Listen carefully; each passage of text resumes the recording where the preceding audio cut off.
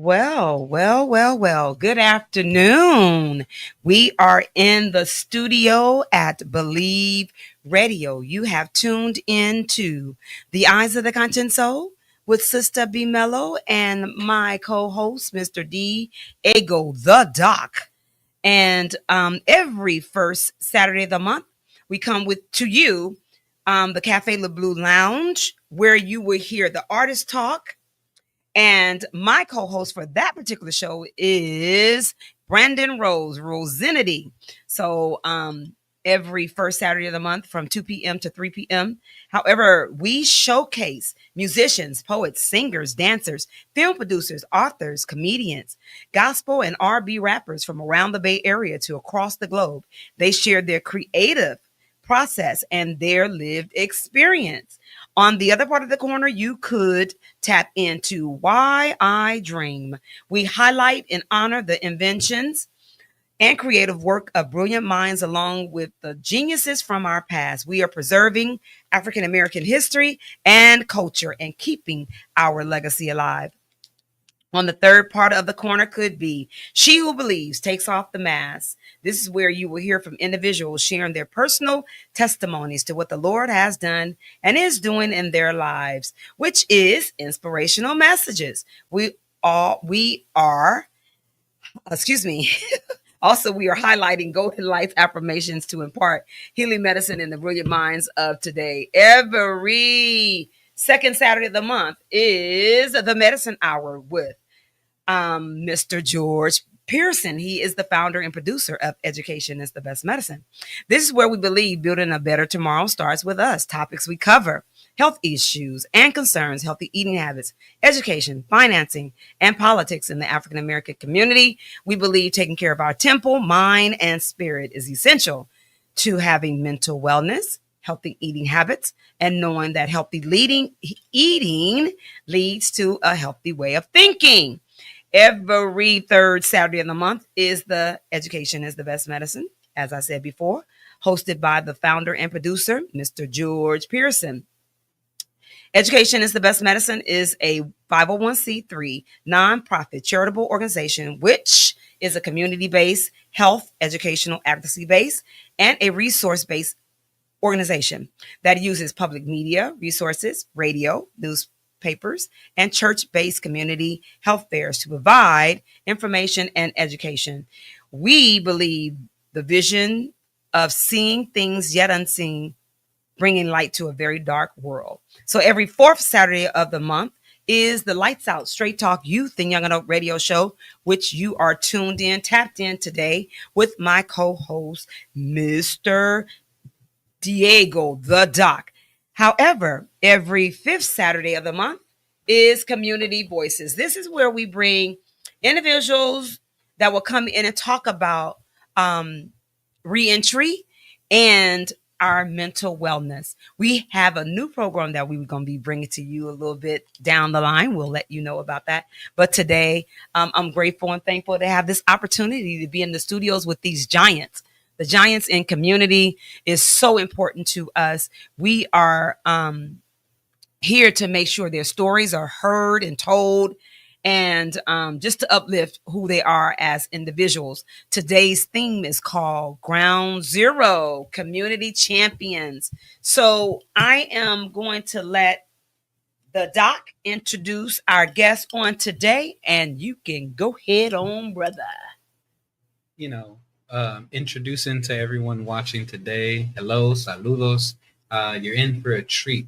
We have the blessing to have my relative here.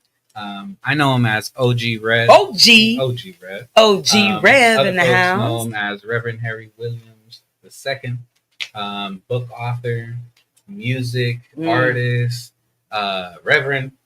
Real deal, folks. Hit him up if you ever needing services. But I'll let you take it from there, Rev. Please, feel free to introduce yourself. What are you doing now in the community and in theme? Also introduce your ministry work. What's that called? Well, first off, I would really like to start off by saying how grateful I am for the opportunity to sit at the table with Sister B and the Doc.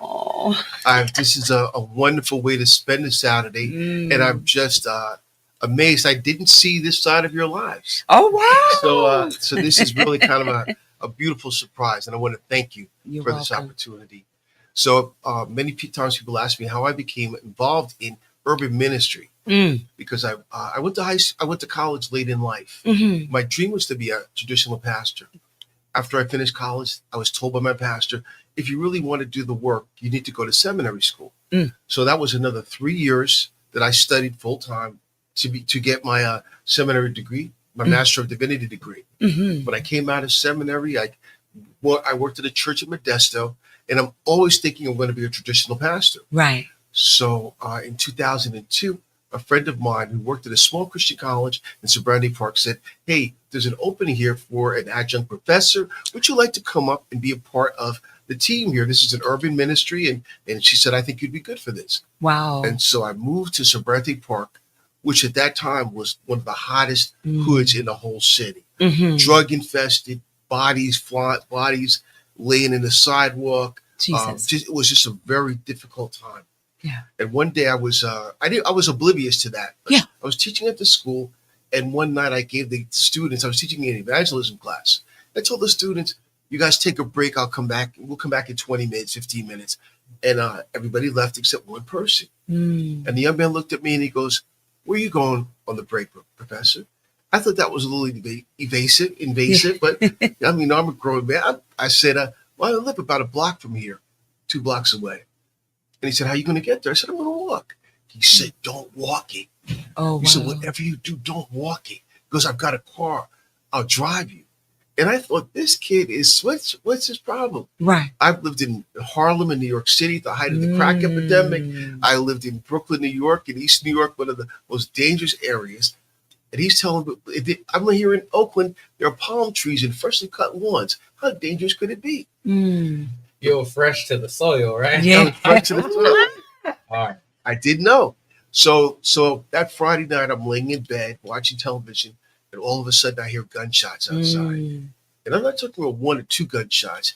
It sounded like Fallujah at the height of the Iraq War outside. Whoa. And you could hear the different gauges of guns firing at each other. And sooner or later, you heard the police cars zooming down the streets with the sirens. And then I looked up, and there was a helicopter flashing the spotlight down in the courtyard of the place that I lived. And I said, where am I? The next morning, I got up and I went to the store, Scotty's liquor store, going to 105th and Eads, and there was a shrine in the park across the street, Tyrone Carney Park. A lot of people call it El Sobrante Park, but I mean, a lot of people call it Sobrante Park, but it's actually called the Tyrone Carney Park. Wow. And there was already a shrine there to somebody who had been murdered that night in that incident. And I saw things there that it was like a movie set. Right. And these young men were selling drugs in a part of the area. And one day I just walked up to them and I said, young fellas, let me ask you all a question. And I said, by that time, people knew me as Rev. And I said, people were comfortable with me, having a real conversation. Yeah. This is Rev before the OG. Okay. Right. Just Rev. People knew, because I lived and worked in the community. So they're watching you all the time. That's right. You said the magic word. They watch you all the time. Yes. You have a strong visibility. So they That's realize right. after a while who's real and who's not. Say that again. They realize who's real and who's All not. right now. And they're not going to open up to you until they feel that you are real and that you have their best interests at heart. That's right. And so I walked up to right. these young fellas and I said, why are you out here in the corner? I said, don't you know a jacker could run up, put a 9mm up against your forehead and say, break yourself?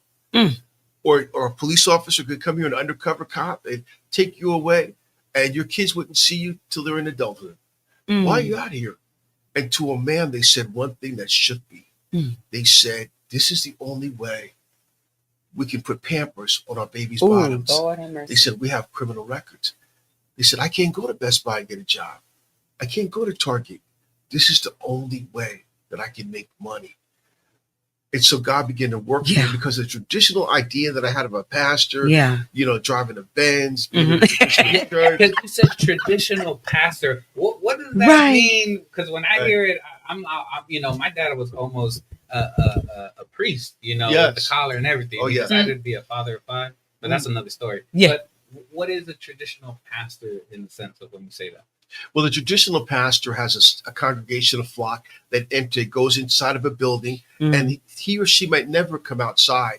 And it's not really most of the time concerned with the people outside of the building. They're concerned with the people who are kind of part of this. I hate to say the expression, but this is why I'm banned by the churches in Oakland. I'm just going to keep it real. Keep it real. They think they see it as it's kind of like a country club. Oh wow! It's a kind of a place where people find where everybody knows your name, and we sing some religious songs, and we encourage people. We don't talk a whole lot about the sister on the corner who's selling her body because she's trying to put Pampers on her child's bottom. We don't talk about the young gangbangers or the young fatherless kids who are outside dying for some man's love and guidance. Jesus. We don't talk about the real life, and we're not going to necessarily focus our ministry on the outside of the church.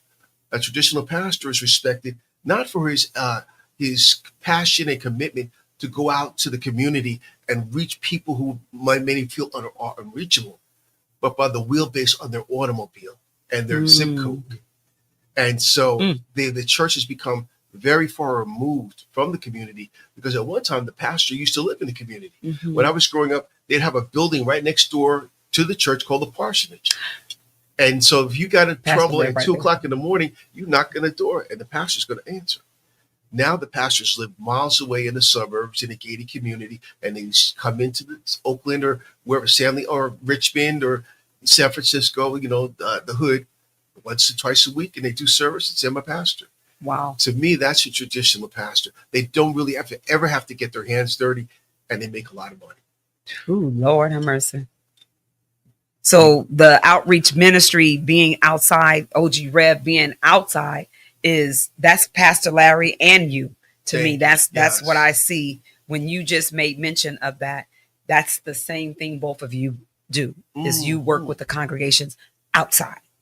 I have much respect for Pastor Larry. Yes. So you guys, that's a blessing. And that's a different call to me.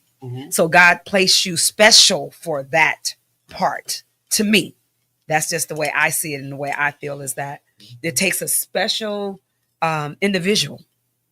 Everybody can't do it. To be able to go on the outside, to be out there in the streets with the people. Everybody can't do that.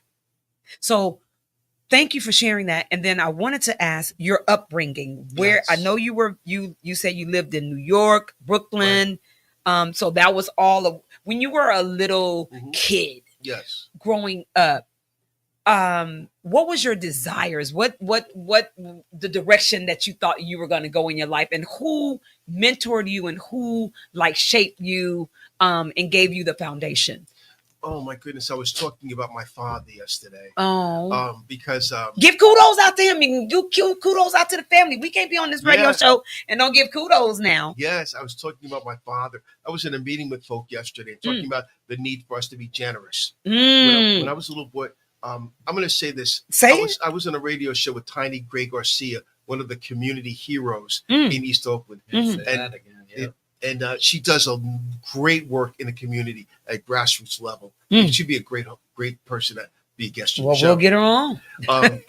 She met me and she looked at me for a few minutes. She said, "You didn't grow up in poverty, did you?" And I was like, "How do you know?" She goes, she wrote a book called Criminal Poverty about her upbringing, which is an amazing book. Wow. She said, "You didn't grow up in poverty." And she could just feel that. And I didn't. My father was an engineer. Had a master's degree. My mother was a teacher. She had a master's degree.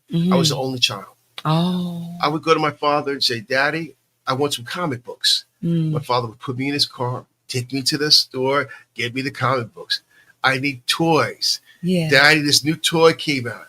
Very rarely he would look at me and say, "I can't do that for you," or "I'm not going to do that for you," because he had the resources to make that happen. I had a mother who was just an amazing Christian woman. Wow. Who was an evangelist. She was a school teacher, and yet she was a community-based evangelist who would go into very difficult places to bring the gospel. And she reached out to kids who lived in the projects and people who are in very difficult circumstances. And I often grew up thinking, "Mama, why are we walking up the steps in the projects here?" Right. My mother dressed like a fashion plate. Woohoo! I like that. A fashion plate. Go ahead. She always had a fur coat in the closet, Yay. and she always wore designer clothes. She always Uh-huh. looked great.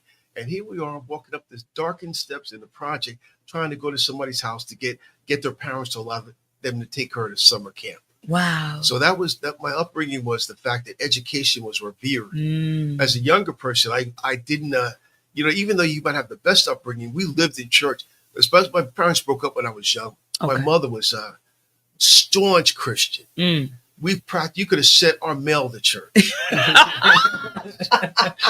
you Y'all- wanted y'all- to live it, you know, Right. I might not be at home, but I'll be at the church. Yes. Look, man. 24/7. 24/7. And she was strict, but the one thing I'll say about my mother, Mm. she lived what she taught about in church. She lived at home. There we There go. was no the division difference. between the Walk the two. Right. She walked the talk, and she Mm. taught me that if you walk in this way, don't play with it. Yeah. Where was this, and how Oh. old were you? So we're talking back. I was born in Brooklyn, New York. Okay. Hey, New York. Yeah, The it's, dog in the house. Okay. And when I was in second grade, we moved to a place called Asbury Park, New Jersey, which is on the there's a show called The Jersey Shore. Yeah. So Yeah. I there's don't a know few- nothing about all that, right? There's a singer named Bruce Springsteen. Mm. Oh, this famous Mhm, singer. mhm. He got I like Bruce Springsteen. okay. I like his music. His first album was actually called Greetings from Asbury Park, New Jersey, because Asbury Park is a coastal town, had an amusement park, beautiful place, but it's divided into two sections traditionally, Mm. an all-white area Mm. and an African-American area. Oh, wow. When I was a little boy, there was a riot in Asbury Park, Wow. and the National Guards had to come, and they tore up the black side of the city when it was never, ever went back to the way it once was. Oh, wow. But it formed me because I realized I started Mm. finding out the roots of racial trauma in the community. Say that again. The And roots so- of racial trauma. At what age? I was when the riots came, I was about 10 years old. I was a little boy. Wow. 10. Yeah, 9, 10 10. years old. Yeah, but everybody who lived through that was impacted even till this day. Yeah. So We're just at 10 years old, folks. We're just getting started. Right. Yeah. I don't know if you want to go over Thank you. You're absolutely right. We want to thank you for tuning in and tapping in to Believe Radio, which is a 24-hour inspirational music station amongst much, much more. Please, please, please check us out. Pull up Believe Radio. We're on YouTube. We're on Facebook. We are on Twitch. And please, please tap in. But every Saturday from 1 p.m. to 2 p.m. You'll have the Eyes of the Conscience Soul. And we have the first Saturday of the month is called the Cafe Le Bleu Lounge. The second Saturday is the Medicine Hour. The third Saturday is Education is the Best Medicine. The fourth Saturday is the Lights Out Straight Talk Youth and Young Adult Radio Show. The fifth Saturday is Community Voices, where we highlight and we bring to the forefront the reentry and mental wellness. But today you have tapped in to the Lights Out Straight Talk Youth and Young Adult Radio Show. You have to excuse me, I'm a little tired. We have our phenomenal woman last night, and it was absolutely amazing. So I'm a little fogged, a little tired, but hey, we're gonna push through. I did this skit with Harriet Tubman, and her spirit invited me, and it was called "You Ain't Tired Yet." So, but when you get a chance, pull it up on YouTube. On Facebook. yes, They recorded some of the little scenes I didn't know, and I was like, it was all good because I'm not go home and take a look at it myself. I was like, it was in a trance. I was gone.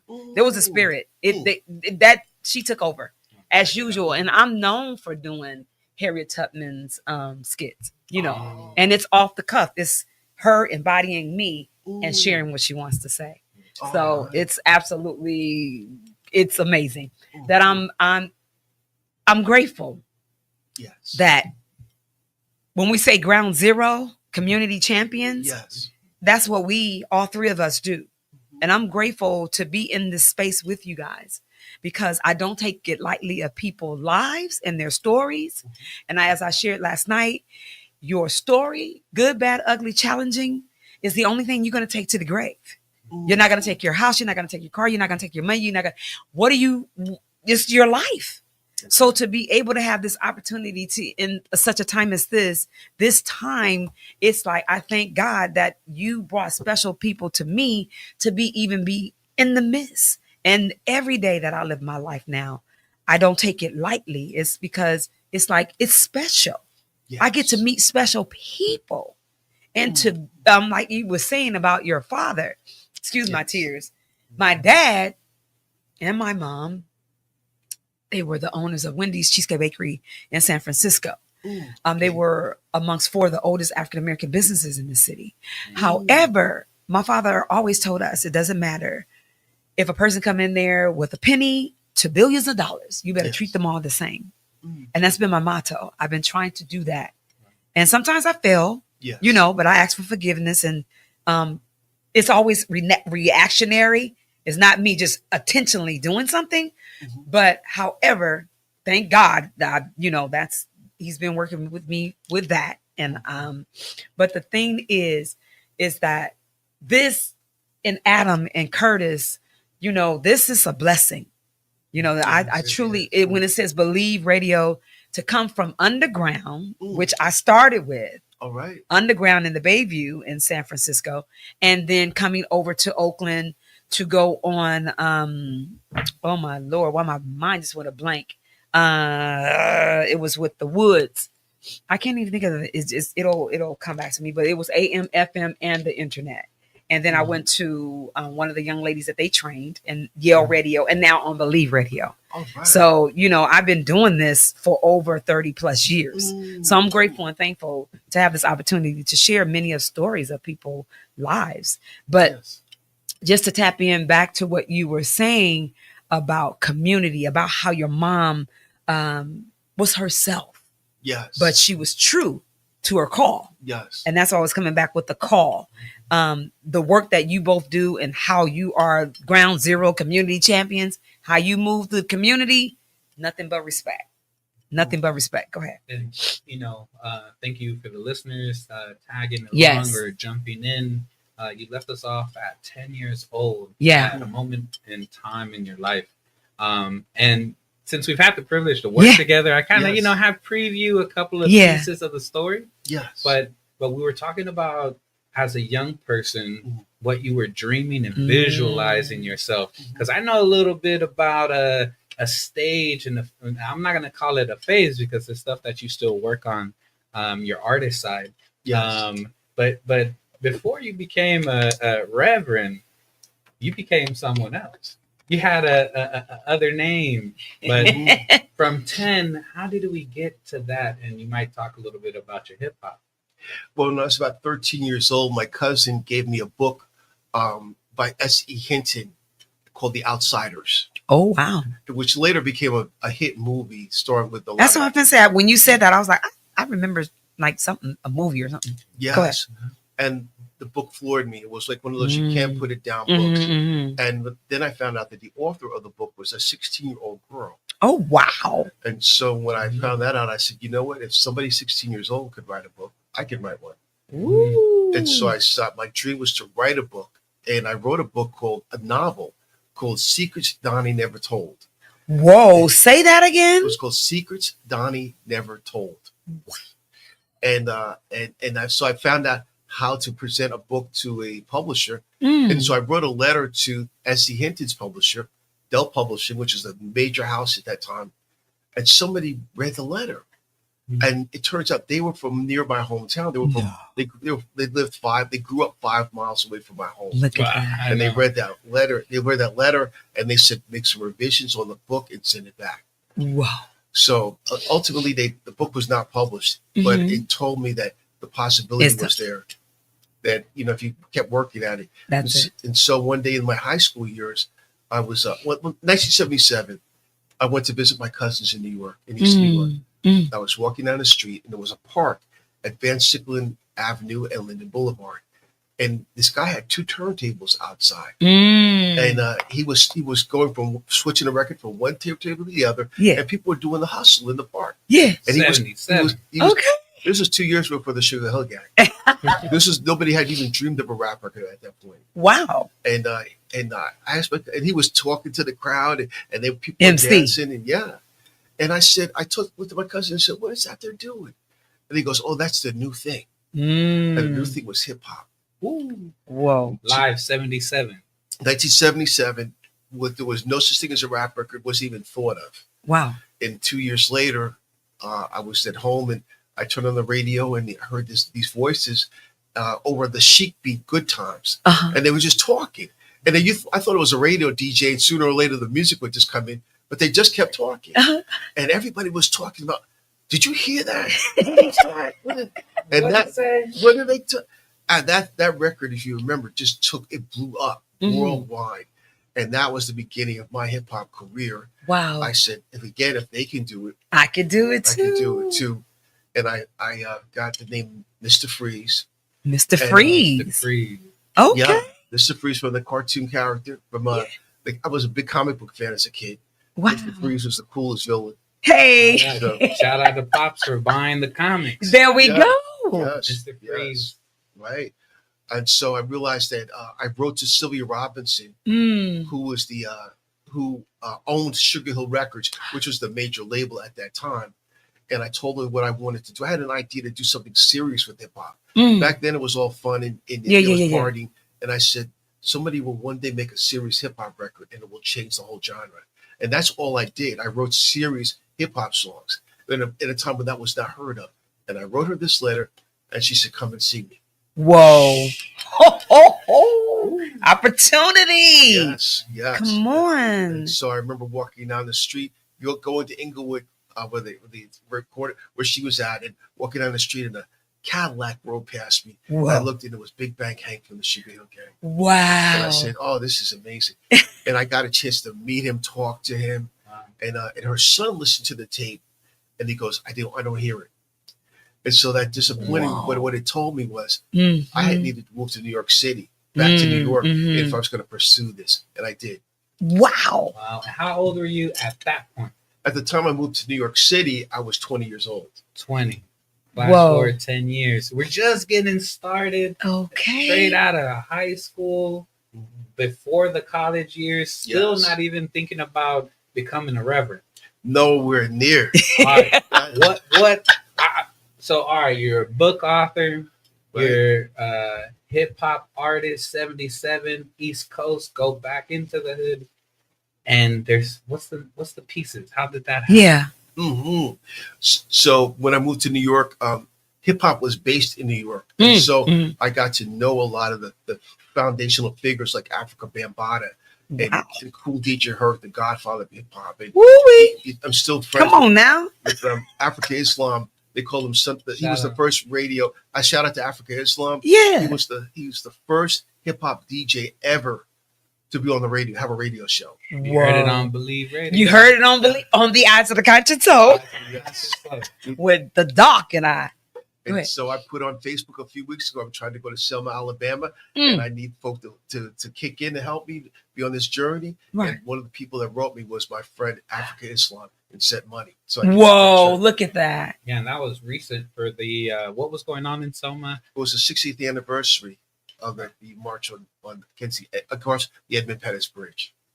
And we just took the kids from the Freedom School last year to Selma to go across the bridge. That's crazy. Yeah. Go ahead. So hip hop, Mr. Freeze, they told you it didn't work out. And how did you go from that? Was it something that occurred that literally put you at the door of ministry? Oh, wow. At what time did you decide to go back to school? I was 32 years old when I went to college. From Credit One. When I was 22, so I was deeply immersed in hip hop culture. Okay. I lived in Brooklyn, but hip hop was centered in the Bronx and Harlem. And I was the only person in the community who was really connected to the guys in the Bronx and Harlem. Wow. And I recorded a song. I met a producer. His name was Arthur Baker, and they used to call him Goldfinger. Wow. Because he produced so many hit songs. He produced Planet Rock, which was what? I remember that song. By Africa Bambaataa and the Soul Sonic Force, and I was in the studio when he was mixing that song. Wow!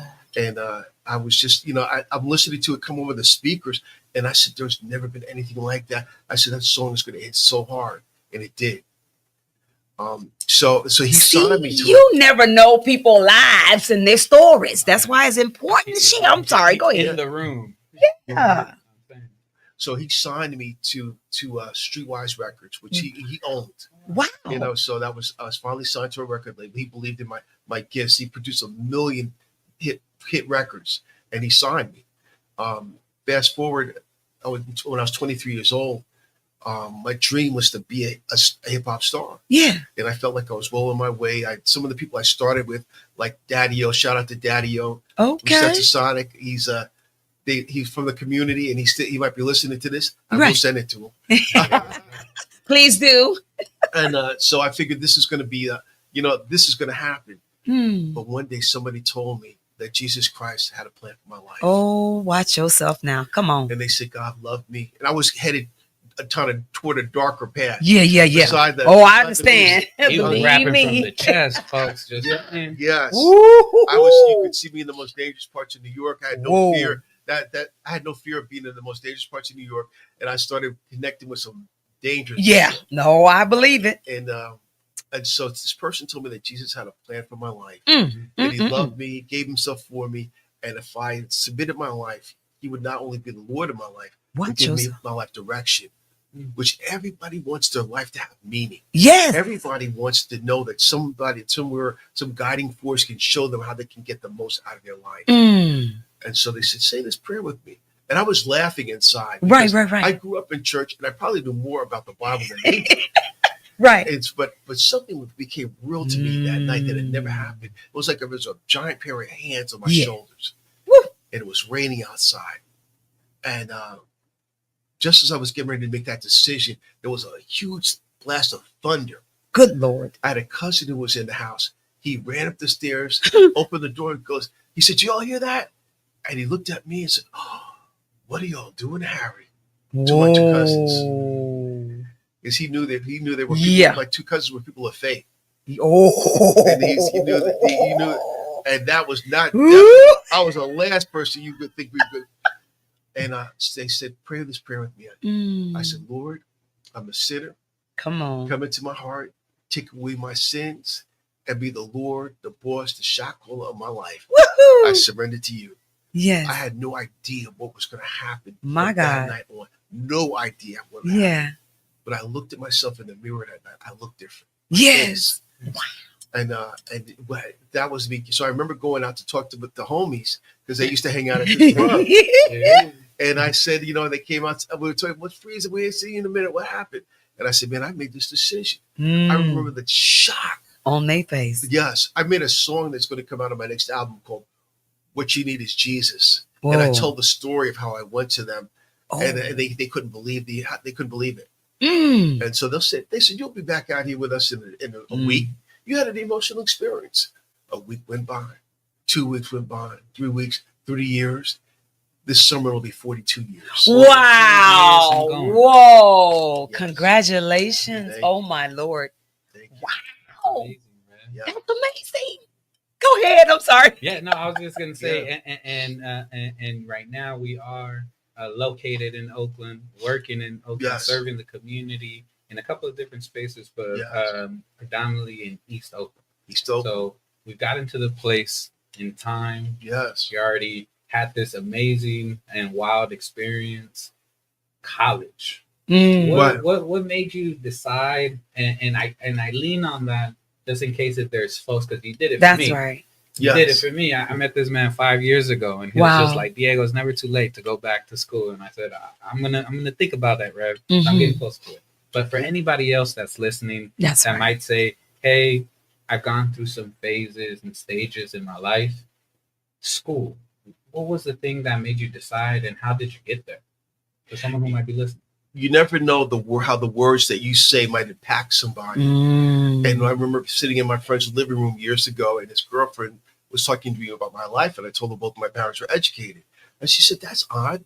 Educated people usually have educated children.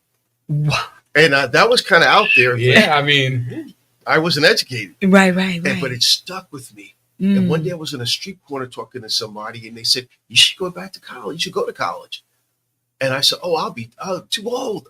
I'll be 27 years old by the time I graduate. She said, "You're going to be 27 years old with a degree or without one." Then I went to a Whoa, church. just that simple. Yes, you could. You're going to be 27. You could Anyway, You're going to be, if you could be listening to this, you could be 64 without a degree or with one. watch yourself. So I went to a church. Shout out to Bishop Hilliard, the man who changed my entire life. Mhm. Bishop Hilliard of the Second Baptist Church Cathedral in Perth Amboy, New Jersey. The most dynamic preacher I'd ever heard in my life. And anything, when you hear me preach and people say they can relate to what I say, everything I got from him. I got the whole playbook from him because he taught, he was an educated man who went to Princeton Theological Seminary, but he could talk to people in the pool. Ground zero. Watch yourselves. Ground zero. So he would get up on Sunday morning and tell you that you could be anything that God had a plan for your life. And he would celebrate people who had gone to college or started a business. And when he would do that, after a while, I said, that person did that. I can do it. That's been the thing. Yeah. I've been hearing that through your whole life. If someone else can do it, I can do it. Go ahead. Do it. Yeah. And so I felt I was having Bible studies in my apartment, and I felt God might have been calling me to the ministry. And I had an appointment with the assistant pastor of the church, and I believe in women in ministry. Her name was, shout out to Reverend Dr. Bernadette Glover. She said, "Come on, let's go get a hamburger." And that day, I told her, I feel like God is calling me to ministry. What should I do? And she said 3 words that changed my entire life. I thought she was going to tell me you're going to have to fast. You're going to have to, do all these, jump through all these hoops. She said 3 words that changed my life. She said, "Go to college." Wow. That was confirmation then. That was it. It was confirmation from all of what you've been hearing. And then that, okay. So I gave up my apartment. So I went the first semester and I commuted. And I got like A's. But I said, I can do this. I had a beautiful apartment where you could go on the balcony and look into the ocean. Wow. I gave up that apartment and lived in the dormitories with teenagers. I was committed to that was straight committed. I was committed to that journey. And I went to one of the instructors. I went to one of my counselors at the beginning of my first semester and said, "What do I need to do to get out?" It usually takes people 4 to 5 years to get out of college. How can I get out in 3? Because I was, in my 30s. She said, every time the semester ends, you come in here, I'm going to tell you what you have to do. Whoa. And I took the maximum amount of credits, and I finished college in 3 years with a bachelor's degree. Wow. Yes. How old were you when you finished the bachelor's? 36. 36. Yes. You were at 36 with the I was 36 with a degree. Then they said, well, I told you, they said you need to go to seminary school. And I came out, I was about 39 when I came out of seminary. But I wrote my first book while I was in seminary, which was unheard of. Wow. And it was published by InterVarsity Press, which is one of the leading Christian publishers on the planet. Oh my Lord. And there were professors who had never written a book back at that time. Wow. We are just into this conversation, but God is good. You are tapped into Believe Radio, which is a 24-hour inspirational and gospel music station, amongst so much more. Please tap into Believe Radio, and you can find out all of the information and things that we do. Every first Saturday of the month, you have the Cafe Le Bleu Lounge, where we have the artist talk, Why I Dream, She Who Believes Takes Off the Mask. Every second Saturday of the month is the Medicine Hour with Mr. George Pearson, founder and producer of Education is the Best Medicine. Every third Saturday, you do have Education is the Best Medicine. He's the doc too. So, but that's a doc of medicine is what he has there. Every fourth Saturday of the Lights Out Straight Talk Youth and Young Adult Radio Show. Every fifth Saturday of the month is called Community Voices. And we uplift reentry and mental wellness. Today, you have tapped into, again, Believe Radio on the Eyes of the Conscious Soul. Our thing for today is Ground Zero Community Champions. Today, we have brought to you OG Rev, the doc, and these brothers do the work in our community. And we are just highlighting them on today. Go ahead, D. OG Rev in the house, the man with the plan. Hey. We're talking about Ground Zero. And I always think about your ministry, Ground Game Ministries. But it's called Ground Game. What? It's called Ground Game Ministries. No freaking way. Yeah. Come on. Yeah. See, I believe in divine time, divine order, and I got that for Ayana Van Zandt. But it's all in alignment. Now, I'm coming. How did God give me? I'm not crazy. See, I know how he connects these things. And it's just excitement for me because I know he's listening and he's in control. So when I get all of that in the confirmations, I'm like, oh my God, I know I'm doing something right. I'm going in the direction that they want me to go in, not me. I'm talking about the answers in the Lord. It ain't my life anymore. I'm a servant. Yeah. I am just here to serve and do what they ask me to do. And I'm here to uplift our community and people. That's my job. That's my assignment. Not say job because I don't like jobs. I like assignments. But that was absolutely amazing. How ground game what did you Ground say? Game Ministries. Why the name? Okay, how did you come up with that? So when I moved to East Oakland, I became immersed in ministry in the streets. I became an evangelist. I started helping people come out of the game. I started working at Allen Temple Baptist Church in East Oakland. I was a counselor there, helping people through reentry. Then I worked at Glad Memorial Church for 15 in San years. Francisco. So I started seeing that God was using me to help people at the ground game level. People strung out on drugs, people coming out of prison, people on the way to. I had somebody came to me one day and they said, "I'm getting ready to shoot somebody." Yeah. Told me who they were going to shoot. Oh Lord. This is a gang member. Wow. And I talked this person out of doing that. And months later, his mother called me and she thanked me. She said, "Thank me for helping her son not to make the decision that would cost his life." Yeah. So that guys realized I accepted that call. Like, okay, I'm fighting to get here. Yeah. But God is not. This is where it's all leading. And so Ground Game Ministry became this now the organ, the instrument that I'm building for the next part of my ministry. So that's what will include. I started writing books, and because I realized when I talk to young people in the hood, if you go outside with a bullhorn and start hollering at them, they're not going to hear that. So I started listening to them, and I realized there were two things that got to them. One of them was hip hop. I put down my microphone when I became a Christian because they told me it was sinful. Oh, and that's not true. It was like, but you know what? I look back at it, God used it because it was like giving up my God. Hip hop was my God. So when I put that down, I'm telling God, if I never rap another note, I'm following you. Yeah. So around that time, I began to pick it up again. And I realized, even though I was more advanced in age, if you can do it, I have this line in my going to my next song. It goes, "It doesn't care. Folks don't care if you're old as Methuselah, as long as the Lord would be using you." So I began to pick up that microphone, and I saw the response of young people. And that's when I started. That was a tool. Yes. God was training you with a tool. And that's what I believe. Yes. When he has a calling in life and the different things for you, what you used to use over here for bad, he'll take that same thing, bring it over here, and then you use it for good. That same instrument, that gift, and that tool that he gives you. Yes.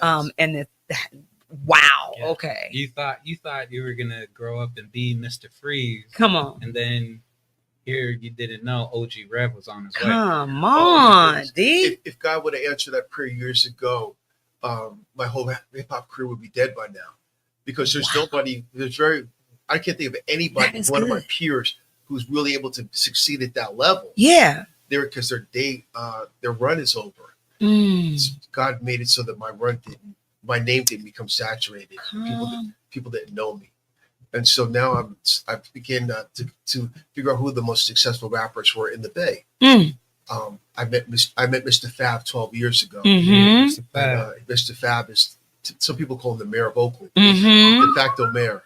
Shout out to Mr. Fab, my brother. That's right. And I had a Dr. King Day Stop the Violence program at a church, and I invited him to come, and that's how I met him. He showed up, did a poem that day. He and I became friends. And one day I went to him and I said, "Man, I want to do a song with you." And he was like, we talked about how that would work, and he, sure enough, I sent him the beat, and he said, one day I'm at home, and something comes back from his email, and it's the other half of the song. Look at that. And then how can people get in contact with you, and how would they be able to pick up the song and check out the song too? So you can pick up go to OG. If you look up those songs, you can look up Mr. Fab, Mistah, and then his next name is FAB, and then OG Rev. You can find it easily that way. Okay. But if you look up OG Rev, I have a number of songs that I've done over the years, and I have a song. There's Oakland's hottest young rapper is a young man called the 1100 himself. He and I have just created a song together called Straight Out of East Oakland. Woo! Okay. So I'm asking people, in a few weeks it'll come out. Yeah. I'm asking people to look for that song, listen to it, and share it, because I think the song is going to blow up.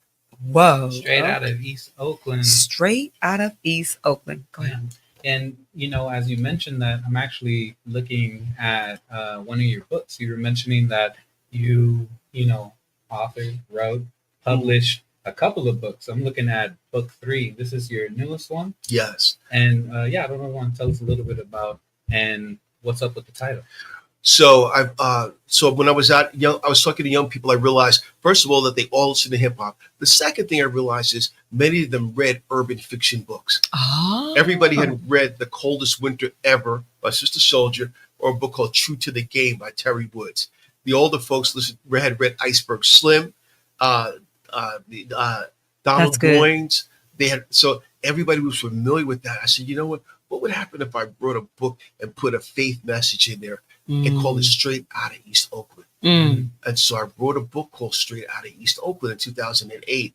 Then the book was so popular, I put it in the store downtown, and I had a split with the owner, consignment. And I came in there one day, all the books were gone. And he gave me the money, and I came in there again a few weeks later, all the books were gone. The third time I went in there to replace it, he goes, I don't want any more of your books. And I said, why? He goes, people steal your book. Oh. He said, they don't steal any other book in here but that one. Oh, wow. Oh. So, oh, my goodness. Said I don't know if he thought I had it set up. Right. That's right. Yeah. Oh, man. He said that was a game, that was a hustle. Right. Oh, wow. So I realized that I was on to something. I wrote Straight Out of East Oakland 2, Trapped on the Track, which I'm going to re-release. And it was about human trafficking, a novel about human trafficking. A young girl, 16 years old, who was in a foster care system and gets lured onto the track or the blade by a young man who profits from her misery. Relevant and reflective of issues and things you deal with in your current role at Homeless Empowerment. Yeah. Absolutely. And this is the third one. It's called Funk Season, Straight Out of East Oakland Part 3. And I'm going to give you this copy of the book, Sister B. Oh, wow. I'm going to have you make sure you sign it. Okay. Thank you. Thank you. No Thank you. Look at that. Look at that. Okay. And it got a Rolls Royce. Is that a Rolls Royce? That's a Grand Prix. That's a Grand Prix. Oh, yeah, it is. I'm sorry. Grand Prix. Yes, it is. It's that I remember a Grand Prix, the brown looking one. Oh, that's nice. Okay, well, thank you. Look at that. I get a blessing today. Thank you. So now time flies when we're having fun. Yeah. So we do want to ask you to share a little bit about what you're doing with Homies Empowerment. How did you connect with them, and now what we're doing, and how can they connect with you all to help us serve the community? Wow. So years ago, I wanted to have I want to just tell people quickly that with my book, you can get them from Amazon.com. Okay. Look under OG Rev or look under Harry Williams. Gotcha. Let me go tell you about how I became involved with Homies Empowerment. Yes. Years ago, I was really concerned with stopping the violence in East Oakland. I was the murders. And I started looking for people who could really effectively connect with the streets. And I said, I went to preachers. I went to people on the block. I said, who do you know who can stop a murder? That. And one name kept coming back again and again. Cruz. They said Cesar Cruz. Shout out Cesar. Yes. So shout out to Dr. Cesar Cruz. Cesar Cruz. And so I found out how to meet him, and he met me one day for coffee at my World Ground, which used to be my office. Okay. Still my office. I'm across the boulevard. Yes. Next door to the KFC. And we talked for a long time, and that's how we became friends. And I was working at Glide Church. And I used to preach at Glide sometimes. And I had worked out so that he could come and preach a sermon with me. Wow. Glide. So we did a tag team sermon, which you can find on YouTube. Whoa. Dr. C? Dr. C at Glide Memorial Church in Tenderwood. Dr. C. Oh, you go at we go check that. Go ahead. And so my time at Glide came to an end. I'm still in touch with a lot of people there, but my run there became to an end. And I went to Dr. Cruz and said, you know what, I'm looking for another opportunity. And he said there might be something here at Homies Empowerment. Mm-hmm. That was at the beginning of the pandemic. Yeah. And so I became on board, and it's been an amazing ride. We started a work called Fishes and Loaves because I walked outside one day by the Eastmont Mall, and I saw a big lot. And my friend and I, Reverend Allison Tanner of Lakeshore Avenue Baptist Church, shout out to her. She had some extra food. She says, come on, we're going to go out to the community. I walked out to this one area in the community where people were set up with RVs. And these little girls were playing inside of the fence. They might have been 6, 7 years old. And when we walked up to them, they said, Mister, what you doing here? What y'all doing? What you got? And I said, I bought food. Are you hungry? And I went to the mother and I said, hey, you know what? We got bought food. Would you like something? Yeah, thank you. I looked back at those little girls after we gave them that food. They had torn the bags up. They was like they hadn't eaten in days. Jesus. And I said, these are babies. And I started seeing the streets from another area. Yeah. And when I first came to Oakland, homelessness was an issue, but not like it is now. I said, there's been a demonic beast unleashed on Oakland. Yes. And I said, as believers, what are we going to do? How can we meet that need? I went to Homies Empowerment and I said, I have an idea. We're going to call this Fishes and Loaves. And we could get together. We could find a way to get the food. And we're going to go out to the community with resources and then build it. So eventually we can bring other resources like medical care, legal care to the community. And folk were really on board with that. And so one day we said, we figured out how to make it happen. Wow. There was no blueprint. That's right. And ground zero. Come on, people. Ground zero. There was only the passion to make it happen. There we are. Right. There was no way. We didn't have any real resource. We didn't say, well, let's wait till we God get all did. this in a row and make this happen, that happen. It was just like, we're going. Yes. Go. Yeah. Right. Yeah. And speaking of Fishes and Loaves and all the other things you do, you just went out and continued. You're still doing that today. Yeah. You just went out yesterday because it's every Friday. Yes. And currently you are in partnership with a local restaurant.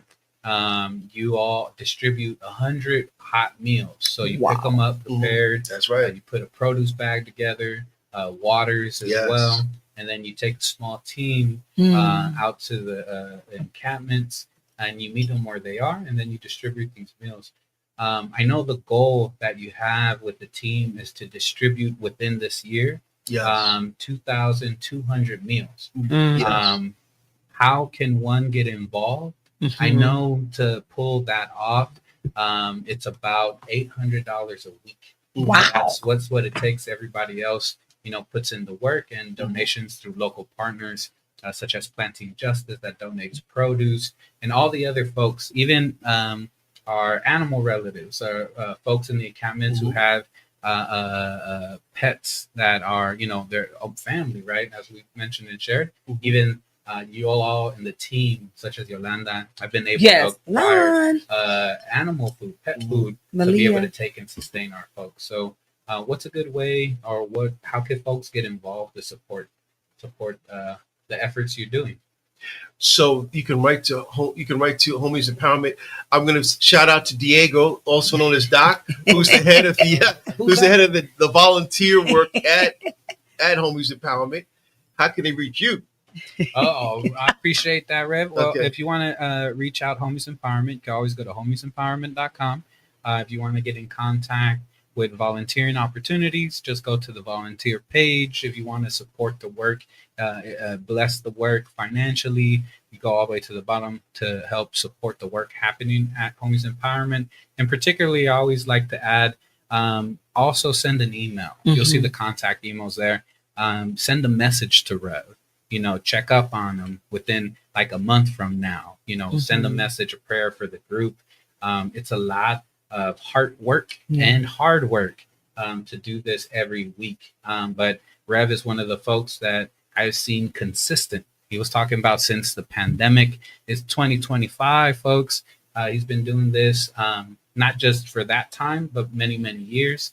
I know we're coming up to the end of the show, but I just want to again thank you, Rev. Thank you for being you, for allowing yourself to be, utilized in all the different ways and fashions. And I just love how you started with a dream and a vision. You were willing to, be open to suggestion, went with the flow, and now your writing tool, your hip hop tool, and your ministry, how it all comes together in the groundwork that you're doing. It's amazing. So thank you so much. Really appreciate you. My website is theogrev.com, and I'm so grateful, Sister B. Oh. So grateful. And Doc, I'm so grateful for the opportunity to be here on this platform. Thank you both from the bottom of my heart. Are so welcome. And on this note, we're going to end in a few seconds. We got like 4 minutes left. Spread it out. You have another question? No. So, what would you say to the community?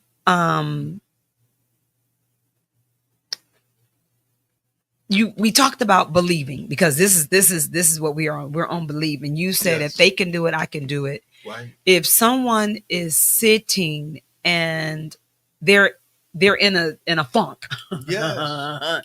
what would you say to them? How could they move from that and then start moving towards purpose and what they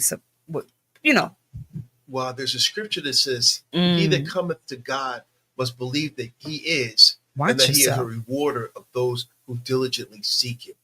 There are so many scriptures in the Bible that talk about seeking God. There's one that says, call unto me, and I will answer thee, and show thee great and mighty things which thou knowest not. Proverbs 3, 5, and 6 says, trust in the Lord with all that heart, lean not to your own understanding, but all thy ways acknowledge him, and he shall direct your path. That's one of my favorite scriptures. So each one of those scriptures has one thing in common. You have to believe in God. You have to call on God, and God will show up. Ooh, you will have me flying up around this space up in here.